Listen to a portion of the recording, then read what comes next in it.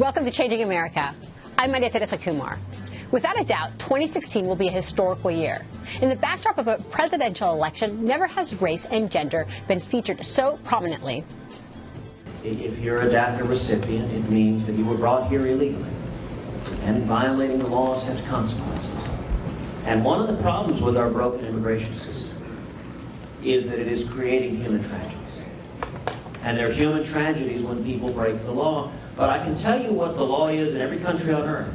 If I illegally emigrate to England or Germany or France or China or Mexico, and they catch me, they will deport me. That's what every other country on earth does. And there's no reason that America's laws should have less respect than the laws of every other country on earth. There's more rhetoric like that on the campaign trail. Take Donald Trump, for example, who says he will deport every person without legal status and that he will build a huge fence along the border with Mexico. You would think that 57 million Latinos in the country would be able to stop these kind of promises in their tracks. On the contrary, they seem to be getting stronger. Professor Roberto Suro, in an op-ed for the New York Times, argued that there is a lack of response. In past election seasons, young, unauthorized immigrants, the Dreamers, have staged protests to demand immigration reform. But they have yet to take on Mr. Trump loudly enough. He claims Latinos have not responded with the same fervor and tenacity this time around. Suro explains that it is because the Latino vote is dependent on a single policy issue, immigration. Here to discuss whether that is true or false are Mark Lopez, Associate Director at Pew Hispanic Center, and Chairman of the National Hispanic Leadership Agenda, Hector Sanchez. Gentlemen, thank you for joining me. Thank you. I know that this was, when this piece hit the New York Times, they really resonated around the community that is involved in the nuts and bolts of trying to build political empowerment in the Latino community. And he had a lot of facts and figures that seemed to make the argument for his case. What's your take on it, Mark? Well, certainly we've seen the Latino vote rise in importance in recent years. There's no doubt that Hispanic voters have become more important in election cycles.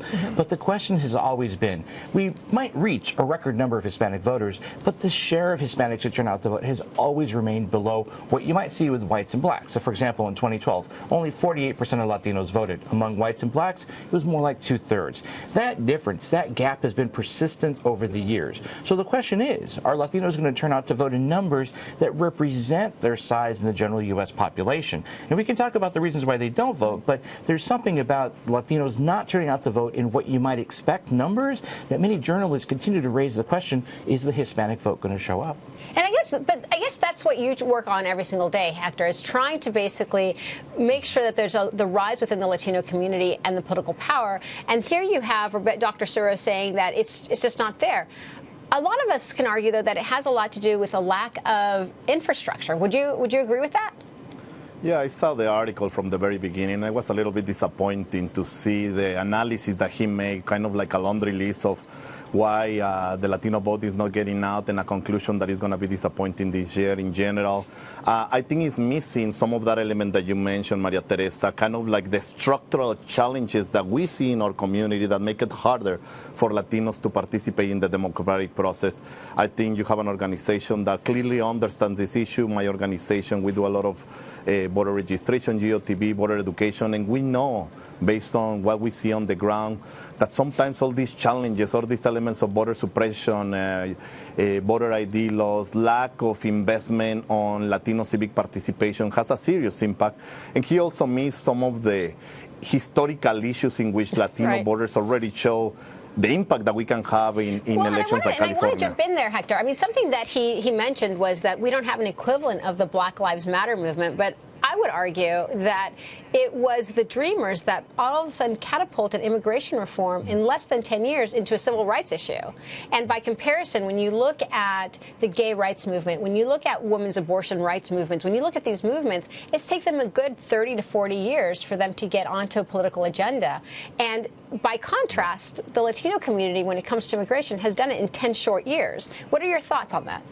Well, certainly immigration is a big issue for Latinos, and it's an issue that's been at the center of a lot of the mobilization efforts for Latinos throughout the past few presidential election cycles. It's going to continue to be, I think, in 2016 as well. But I think that Suro is also making the point that it seems that with all of this anti-Latino rhetoric that's been going on with, particularly on the Republican side of the debate, that there just hasn't been the same level of response from Latinos about this. It just doesn't have to be about immigration. It's partly about other things as well. Just being Hispanic seems to be one of the issues that folks like Trump and so forth are pushing on. So how come the Latino community hasn't quite stepped up in the same way that, say, Black Lives Matter? But how do you like? And again, Hector, you were charged with helping put together a petition when Saturday Night Live was going to give a platform for Donald Trump that basically gave him hosting right after he said all this terrible language. Half a million people signed that petition, yet there was no movement. So I would argue that there is the Latino community is knocking on those doors saying, look, we don't accept racism, but you have a structure where people don't seem to be understanding how deeply embedded that may be, even in corporate America. What are your thoughts, Hector? Suro is minimizing the real impact that immigration has had in the Latino community and how powerful we have been in the last 10 years organizing. Just look at the unique example of the Dreamers and the power that the Dreamers have right now. Before, we could see young people trying to organize themselves. Right now, the Dreamers are so powerful that they have the capacity to push a president to adopt DACA, something that we have been pushing for as a community for some time. You can see Dreamers in all of the Democratic presidential and that campaigns. Is the first time. Right? That's the very first time that you've seen Dreamers and DACA recipients in any sort of campaign. In all the national infrastructures playing a central role in organizing and bringing this issue to the national agenda. So I think he's missing the issue that we have the biggest marches in the history of this nation, even bigger than the civil rights marches in the 60s. Hector, just to actually to draw out something that, Mark, that you were saying, and that Suro claimed very clearly as well, is that clearly 50% of Latinos come and vote every single election cycle, presidential election cycle, because immigration is on the ballot, more or less, through the candidates. What is it that we may be missing that isn't drawing out the other 50%? Because that's basically what he's saying in a nutshell, right? What is it that we're missing that is not drawing out the other 50%? Hector, do you have some insights? There are a number of elements, Maria Teresa, and as you know, we are doing everything that we can, and we're putting a table together of all the Latino organizations that are doing work on the ground to make sure that we are better coordinated and better structured. But let's face the reality of what's happening in democracy in the nation. Everybody talks about the Latino vote, but there is no real investment in the Latino vote. You know this, I know this. If I give you the number of how much we're spending all the Latino organizations in the nations in comparison to how much we spend in national presidential elections, it's almost nothing. It's going to be a $5 billion presidential election this year, Hector, and you're absolutely right. Last time around, collectively, people spent less than $20 million in investing in the Latino community. That's the last word that you got, Hector. Thank you so much for joining me. Mark Lopez, thank you much for joining me. Thank you.